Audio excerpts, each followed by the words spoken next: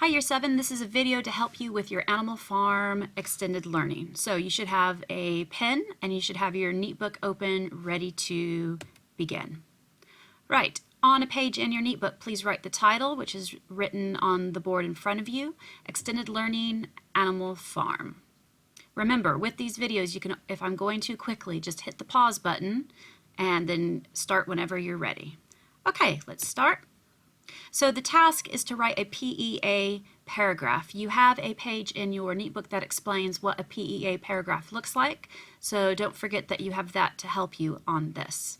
Now there are two options. You can go for the silver option or the gold option. The silver option question is the one in the purple box. What impression do you get of Old Major? The gold question is, how does the choice of language reveal that some of the animals have more power than others? If you are ready to write your PEA paragraph, you can stop the video now and just go ahead and write it. If you would like a bit of help, you can continue watching. Right, so here's an example of how to write a PEA paragraph. Let's say that the question is, how does the writer show his negative attitude about humans? What we would look at is the extract from Animal Farm that we looked at, the first paragraph. And in the first paragraph, we have the description of Mr. Jones. You have this sheet glued into your neat book if you'd like to look at it. I've also placed it on the screen for you. So in the first paragraph, we have this quote. Mr. Jones of the Manor Farm had locked the hen houses for the night, but was too drunk to remember to shut the potholes. With the ring of light from his lantern dancing from side to side, he lurched across the yard, kicked off his boots at the back door, drew himself a last glass of beer from the barrel in the scullery, and made his way up to bed, where Mrs. Jones was already snoring. Well, this is the zoom method. What we're going to do is we're going to zoom in closer to that quote. So now we've zoomed in, and we're going to choose to work with this part. The list, the triad of too drunk, lurched across the yard, kicked off his boots, drew himself a last glass of beer. We're going to zoom in even further, and we're just going to look at three phrases from that quote. Too drunk, lurched, and drew himself a last glass of beer. Now, what we next need to remember is the question. So remember, the question says, how does the writer show his negative attitude about humans?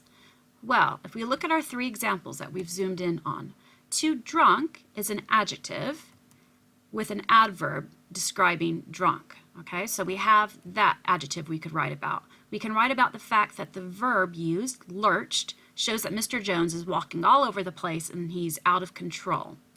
And then finally, we have this action of him drawing himself a last glass of beer to drink before he goes to bed. And he's already drunk, so he really doesn't need to be drinking anything else. So that shows a very negative attitude about Mr. Jones. So once you have all this information, you start writing your PEA. And remember, you have this sheet in your book already. So the point is that Orwell has a negative attitude towards humans. And let me give you a little clue. To write your point sentence, you simply look at the question, the writer show his negative attitude about humans, and take out the question words at the very beginning. And there's your first sentence. The evidence is the quote. So I've said, Mr. Jones is described as too drunk as he lurches to bed. Now please notice that any words that come from the actual text I've put in speech marks. And then you have your analysis sentence. Okay, so this is why the writer has done this. Orwell shows that Mr. Jones is out of control. The verb lurches shows that he is out of physical control. He's also out of mental control as he can't help but have another glass of beer. Now, if you're looking at that and thinking, those are really good sentences, thank you very much. I've written level 8 sentences because I want to show you what really good writing is like. But don't feel worried if you're afraid your sentences won't be that good. Okay, back to the task. Remember, you have two questions to choose from. You should write the question you're answering in your neat book. If you are still feeling like you need a bit of help, I've got some information for you on the next few slides. So if you're answering the purple question about Old Major, start off by thinking about how you would describe Old Major's personality. That's what the question is really asking you.